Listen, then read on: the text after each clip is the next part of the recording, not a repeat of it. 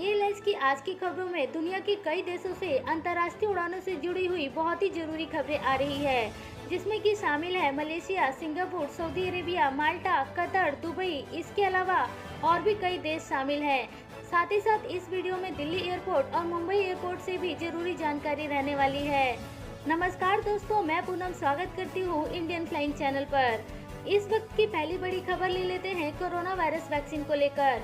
जी हाँ दोस्तों, भारत में भी कोरोना वायरस वैक्सीन अब बहुत ही जल्दी आने वाली है, क्योंकि कोरोना वायरस वैक्सीन का निर्माण करने वाली भारत की एक कंपनी सीरम इंस्टीट्यूट के द्वारा बनाई जाने वाली एस्ट्राजेनेका वैक्सीन का अप्रूवल यूके ने दे दिया है। और बताया जा रहा है कि यूके के इस अप्रूवल देने के बाद भारत भी इस वैक्सीन का अप्रूवल अगले 1 से 2 दिन में दे देगा। इसके अलावा भारत में भी वैक्सीन को लेकर तैयारियां शुरू कर दी गई है। आ रही रिपोर्ट के अनुसार वैक्सीन का ट्रायल रन किया जा चुका है कि वैक्सीन को एक राज्य से दूसरे राज्य में और एक हॉस्पिटल से दूसरे हॉस्पिटल तक कैसे पहुंचाया जाएगा। चलते हैं अगली खबर की तरफ, जो कि आ रही है अंतर्राष्ट्रीय उड़ानों के प्रतिबंध को लेकर। फ्रेंड्स, भारत में रेगुलर अंतर्राष्ट्रीय उड़ानों के ऊपर प्रतिबंध को डीजीसीए ने 31 जनवरी तक बढ़ा दिया है, यानी कि देश में रेगुलर अंतर्राष्ट्रीय उड़ानें अब 31 जनवरी तक ऑपरेट नहीं हो पाएंगी। आपको बताना चाहेंगे कि इसको लेकर पहले ही अंदाजा लगाया जा रहा था कि रेगुलर अंतर्राष्ट्रीय उड़ानें हाल फिलहाल में चालू नहीं हो सकती, और इसको लेकर डीजीसीए ने भी नोटिफिकेशन निकाल दिया है। लेकिन फ्रेंड्स, आपको बता दें कि इस नोटिफिकेशन के तहत केवल रेगुलर अंतर्राष्ट्रीय उड़ानें ही बंद होंगी। वंदे भारत मिशन और एयर बबल्स के तहत उड़ानें वैसे ही चालू होती रहेंगी जैसे कि पहले ऑपरेट हो रही थी। अगली खबर आ रही है यहाँ पर नए एयर बबल्स एग्रीमेंट को लेकर। फ्रेंड्स, आपको बता दें कि भारत और नए 2 देशों के साथ एयर बबल्स के तहत उड़ानों को चालू कर सकता है। इन 2 देशों में शामिल है सिंगापुर और सऊदी अरेबिया। इसको लेकर टाइम्स नाउ की और इसके अलावा और भी कई मीडिया रिपोर्ट से खबर आ रही है कि ये दोनों देशों से भारत बातचीत कर रहा है और बहुत ही जल्दी अंतर्राष्ट्रीय उड़ानों को एयर बबल्स के तहत चालू कर सकता है। बीते कल इसको लेकर हमने एक डिटेल वीडियो अपने चैनल पर बना रखी है, उसका लिंक हम आपको आई के बटन पर दे देंगे। वहां पर क्लिक करके आप इस वीडियो को भी देख सकते हैं। एयरलाइन से अगली खबर आ रही है यहाँ पर मुंबई एयरपोर्ट से। फ्रेंड्स, मुंबई एयरपोर्ट से बीते कल 600 से ज्यादा पैसेंजर्स अंतर्राष्ट्रीय उड़ानों से ट्रैवल करके आए।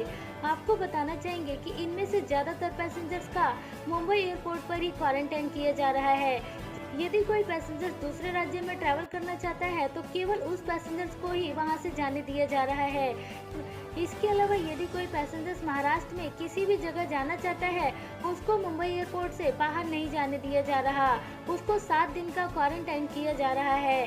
फ्रेंड्स, आपको बता दें कि यदि आप भी आने वाले समय में मुंबई एयरपोर्ट पर ट्रैवल करने वाले हैं तो आपको कंपल्सरी 7 दिन का क्वारंटाइन लगेगा।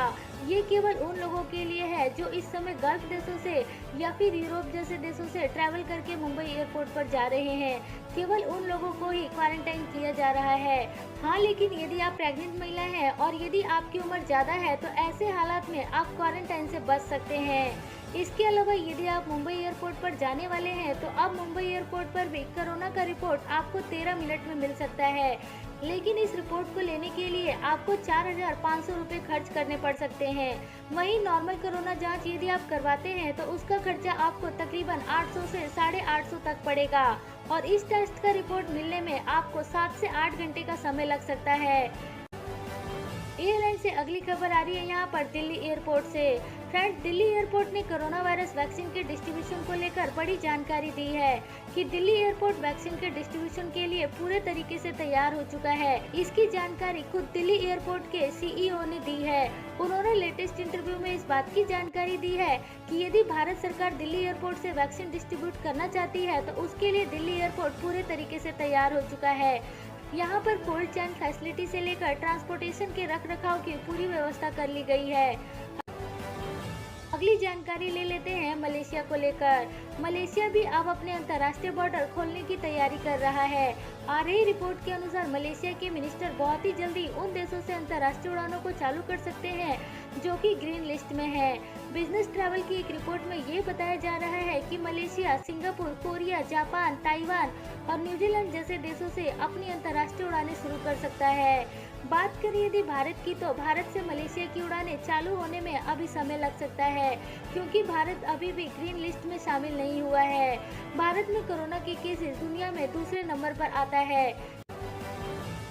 एयरलाइन से अगली खबर की तरफ चलते हैं, जो कि आ रही है कुवैत से।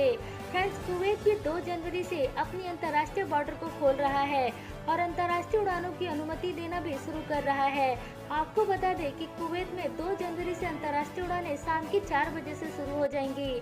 जितनी भी फ्लाइटें पहले से शेड्यूल है, वे सभी फ्लाइटें वैसे ही ऑपरेट होती रहेंगी और 2 जनवरी की यदि आपकी फ्लाइट की टिकट है तो आप आसानी से कुवैत में जा सकते हैं। इसके अलावा आपको बताना चाहेंगे कि कुवैत ने अपने अंतर्राष्ट्रीय बॉर्डर 21 दिसंबर से बंद किए हुए हैं, जिसको कि कुवैत अब 2 जनवरी से फिर से खोल रहा है।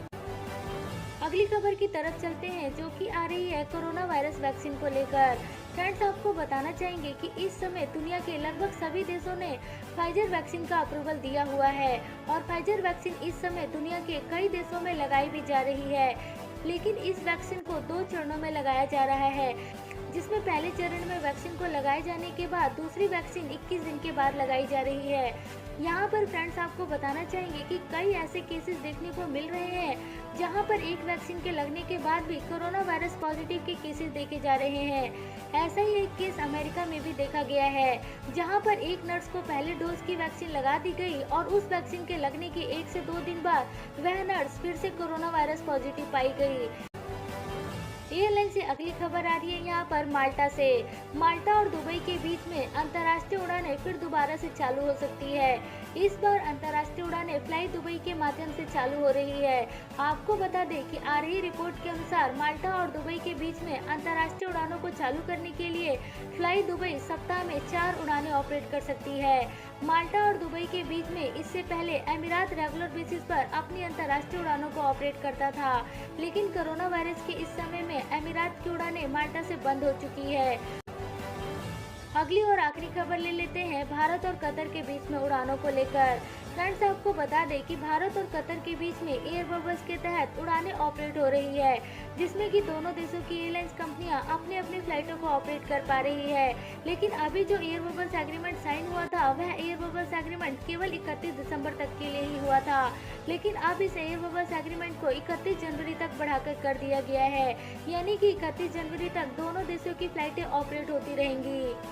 फ्रेंड्स, वीडियो खत्म करने से पहले एक जरूरी सूचना, यदि आप एविएशन सेक्टर से जुड़ी हुई जॉब और दूसरी जानकारी से अपडेट रहना चाहते हैं तो आपके लिए एक बहुत ही अच्छा ऐप आया है, जिस ऐप का नाम मैप है। इसका लोगो आपको स्क्रीन के ऊपर भी दिख रहा होगा। इस ऐप को आप प्ले स्टोर से डाउनलोड कर सकते हैं। ये उन लोगों के लिए काफी मदद कर सकता है जो एविएशन सेक्टर में जॉब की तलाश में है, क्योंकि इस ऐप के जरिए एविएशन सेक्टर की हर प्रकार की जॉब, चाहे आप फ्रेशर हो या फिर एक्सपीरियंस, इस ऐप के जरिए आपको सारी इन्फॉर्मेशन मिल जाएगी।